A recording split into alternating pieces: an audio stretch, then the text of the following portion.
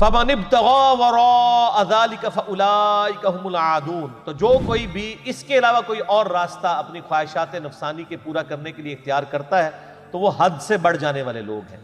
وَالَّذِينَ هُمْ لِأَمَانَاتِهِمْ وَعَهْدِهِمْ رَاعُونَ، اور ان کی نشانی یہ بھی ہے کہ وہ اپنی امانتوں اور عہد و پیمان کی پاسداری کرتے ہیں، یعنی اہل ایمان کی نشانی ہے۔ وَالَّذِينَ هُمْ بِشَهَادَاتِهِمْ وَالَّذِينَ هُمْ بِشَهَادَاتِهِمْ قَائِمُونَ، اور وہ لوگ ہیں جو اپنی گواہیوں پر قائم رہتے ہیں۔ ایک تو بڑی گواہی ہے نا جو الستو بربکم، ہماری روحوں نے اللہ کے ساتھ عہد کیا، اس پہ قائم رہتے ہیں، اور دنیا میں بھی اولو العلم قائما بالقسط ہوتے ہیں۔ قرآن پاک میں یہ ٹاپک کئی جگہ ہے کہ اہل ایمان کی نشانی ہے، چاہے ان کو اپنے ماں باپ بھی بچے اپنے رشتہ داروں کے خلاف بھی گواہی دینی پڑتی کسی معاملے میں تو وہ انصاف سے کام لیتے ہیں۔ یہ ہے ویسے ساری کتابی باتیں، پریکٹیکلی اس میں چلنا بڑا مشکل ہے سر، بہت مشکل ہے۔ آپ نے اپنی زندگی میں کتنے ماں باپ دیکھے ہیں جو اپنی اولاد کو ڈانٹتے ہوں ان کے برے اعمال کے اوپر، جب ان کی شکایت آئے؟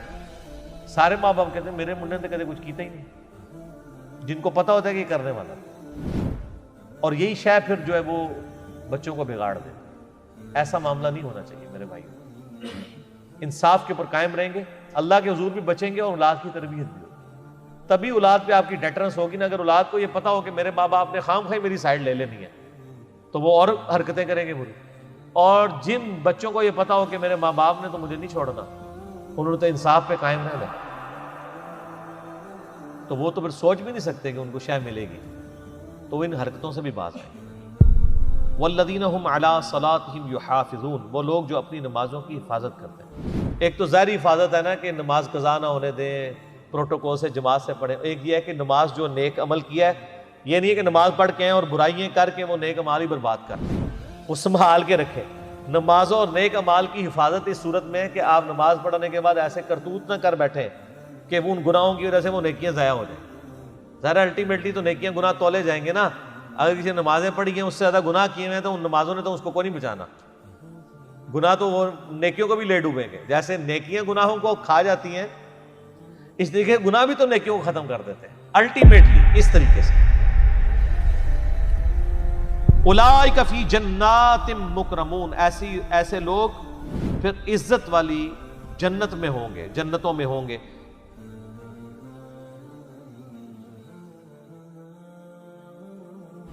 فما للذین کفروا قبلک مہطعین، پس ان کافروں کو کیا ہوا ہے کہ اے نبی علیہ السلام آپ کی طرف ٹکٹکی باندھ کر دیکھتے ہیں، یعنی قریب ہے کہ آپ پہ جھپٹ پڑے۔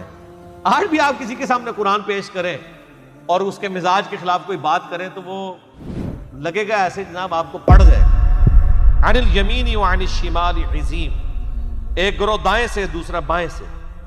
ایطمع کل امرئ منہم ان یدخل جنت نعیم، کیا ان میں سے ہر شخص یہ طمع کرتا ہے کہ ایمان و عمل کے بغیر ہی اسے نعمتوں والی جنت دے دی جائے گی؟ کلا، نا، ہرگز نہیں، ایسے نہیں ہوگا۔ دوویں جہانی مٹھے باہو، یہ نہیں ہوئے گا۔ کلا، نا، انا خلقناہم مما یعملون، بے شک ان کو خوب پتا ہے کہ ان کی اوقات کیا ہے، یہ جانتے ہیں کہ اللہ تعالیٰ نے ان کو کس چیز سے پیدا کیا۔ مما یعلمون، ان کے علم میں ہے کہ وہ کس چیز سے پیدا کیے گئے، ایک بے قدر پانی سے، اور انسان میں پھر اتنی اکڑ۔ فلا اقسم برب المشارق والمغارب، اب یہ پھر وہ لا آ گیا۔ اے لا دیکھو قرآن کتنی سے، اچھا لا جو ہے نا وہ ویسے ایک بار بندن و لا دیں دی ہے، یہ سٹائل ہے قرآن کہ جتنے فرسودہ نظریات ہیں نا، آپ کا کلمہ بھی کس سے سٹارٹ ہو رہا ہے؟ لا سے نہیں، پھر آگے بات کی جاتی ہے، نہیں کوئی الہ سوائے اللہ، وہاں تو پھر سوا بھی ہے نا، یہاں تو صرف ہی نہ ہے۔ فلا، پس نہیں، سارے نظریات باطل ہیں۔ اقسم برب المشارق والمغارب، قسم ہے مجھے مشرقوں اور مغربوں کے رب کی۔ انا لقادرون، بے شک ہم پوری قدرت رکھتے ہیں. یہاں پہ اللہ تعالیٰ نے قسم کھائی ہے کئی مشرقوں اور کئی مغرب. اس میں میرا یوٹیوب پہ کلپ بھی ہے. رب المشرقین والمغربین بھی ہے, رب المشارق والمغارب بھی ہے, اور رب المشرق والمغرب بھی.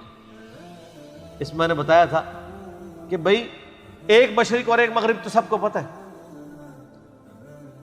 ورنہ روزانہ زمین کے ریفرنس سے جو سورج طلوع ہوتا ہے وہ ایک نئی اورینٹیشن سے ہوتا ہے. اسی تو آپ دیکھیں سورج آہستہ آہستہ سردیوں میں شفٹ ہو جاتا ہے. سردیوں کی مغرب اور ہوتی ہے اور گرمیوں کی اور 365 دن روزانہ ایک نئی اورینٹیشن سے وہ طلوع ہوتا ہے ود رسپیکٹ ٹو زمین. آہستہ آہستہ ٹریول کرتے کرتے آپ دیکھیں گے گرمیوں میں سورج یہ مغرب ہے نا اس وقت آلموسٹ, تو مشرق سے سورج نکل کے یہاں مغرب میں طلوع ہوتا ہے, اس لیے گرمیوں میں لمبے دن ہوتے ہیں. لیکن آہستہ آہستہ سورج جو ہے وہ مشرق سے نکل کے تھوڑا ادھر مغرب, پھر کرتے کرتے کرتے پھر ایک وقت آتا ہے سردیوں میں یہاں سے نکل کے یہیں غروب ہو رہا ہوتا ہے, تو وہ دن چھوٹا ہو جاتا ہے. تو 365 مشرق ہیں اور 365 مغرب, اور ان کے دو ایکسٹریمز بھی ہیں. وہ دو ایکسٹریم جو ہیں وہ رب المشرقین و رب المغربین. اور پھر اس اعتبار سے بھی ہے کہ دنیا میں ہر جگہ کی نہیں مشرق اور مغرب ہے. امریکہ میں رات ہوتی ہے, یہاں پہ دن ہوتا ہے, یہاں پہ دن ہوتا ہے, وہاں پہ رات ہوتی ہے. اور کئی مشرقیں ایسی ہیں جو ہمارے لیے تو مشرق ہے, کسی اور کی مغرب ہے, اور ہماری جو مغرب ہے وہ ان کی مشرق بن رہی ہوتی ہے. ہمارا جو یہ مغرب میں سورج غروب ہو رہا ہوتا ہے تو یہ کہیں نکل بھی رہا ہوتا ہے نا, ان کے لیے وہ مشرق ہوتی ہے, ہماری وہ مغرب ہوتی ہے. تو قسم ہے تمام مشارق اور مغارب کے رب کی, بے شک ہم اس پہ قدرت رکھتے ہیں. کس پہ؟ علی ان نبدل خیرا منہم, کہ ہم تم سے بہتر لوگ لے آئیں, تمہیں یعنی دنیا سے ختم کر کے بہتر لوگ لے آئیں. وما نحن بمسبوقین, اور ہم ایسا کرنے سے عاجز نہیں ہیں. یعنی اللہ تعالیٰ چاہے تو نافرمانوں کو برباد کر کے سارے نیکوکار یہاں پہ آباد کرتے ہیں. یہ جو ڈھیل مل رہی ہے دنیا میں, اس کو یہ اللہ کی کمزوری کوئی نہ سمجھے. فذرہم, تو اے نبی ان کو چھوڑ دیجئے. یخوضوا ویلعبوا, یہ اپنی خرافات کے اندر مگن رہیں, کھیلتے رہیں. حتی یلاقوا یومہم الذی یوعدون, یہاں تک کہ یہ اس دن کو پہنچ جائیں جو ہمارے ملاقات کے وعدے کا دن. یہ بڑی دھمکی ہے. یعنی اللہ تعالیٰ اگر دنیا میں کسی کو ڈھیل دیتا ہے تو یہ نہ سمجھے کہ بھئی اللہ تعالیٰ مجھ سے بڑا راضی ہے. اللہ تعالیٰ ہمارا اپنے اے نبی اپنے مخالفین کو بھی چھوڑ دیں. اگر ہم ان کو ڈھیل دے رہے ہیں تو ہم یہ ڈھیل خود دے رہے ہیں تاکہ عذاب ان پر زیادہ واجب ہو جائے اور یہ اپنے انجام کو پہنچے. یوم یخرجون من الاجداث سراعا, یہ قیامت کے دن اپنی قبروں سے جلدی جلدی نکل رہے ہوں گے. کس طرح؟ کأنہم الی نصب یوفدون, اس مانند جیسے وہ بتوں کے جو تھان تھے ان کی طرف دوڑے جا رہے ہیں. یعنی دنیا میں جس طرح یہ جتنے ذوق و شوق کے ساتھ شرک کی اماجگاہوں کی طرف جاتے تھے نا, اسی طریقے سے قیامت والے دن یہ کھینچے چلے آئیں گے میدان معاشر کی طرف قبروں سے نکل کے. اچھا, یہ انسان کو اختیار کوئی نہیں ہوگا اپنے اوپر, کوئی سائن بورڈ نہیں لگے ہوں گے کہ جناب اوتھے جمع ہونا ہے سارے نے, نہیں, یہ بلٹ ان ہوگا. جس طرح بچہ پیدا ہوتا ہے اسے سکھانا نہیں پڑتا دودھ کیسے پینا ہے, اسے آپ فیڈر منہ میں ڈالیں وہ پینا شروع کر دیتے. چوزوں کے بچوں کو آپ دیکھیں, ان کو پانی پینا کو سکھاتا ہے؟ مارکیٹ سے آپ چوزے لیں, وہ ماں کے ساتھ تو نہیں ہوتے, وہ تو فارمی چوزے ہوتے ہیں نا, انہوں تو ماں دیکھی بھی نہیں ہوتی. آپ گھر لائیں, کھانا پینا بھی ان کو آتا ہے, پانی پینا بھی آتا ہے. تو جب مرنے کے بعد انسان زندہ ہوگا نا, اس کو خود بخود ہی ان کے اندر پروگرامنگ ہوگی دماغ میں, سب لوگ نکل کے ایک ہی طرف بھاگ رہے ہوں گے. پتہ کسی کو نہیں ہوگا کہ کیوں جا رہے ہیں, لیکن ان کو پتہ ہوگا ادھر ہی جانا ہے.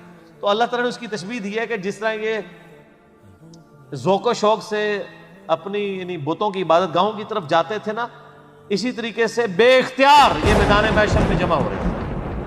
خاشعۃ ابصارهم, لیکن پھر مسئلہ اور ہوگا, اس دن ان کی نظریں جھکی بھی ہوں گی.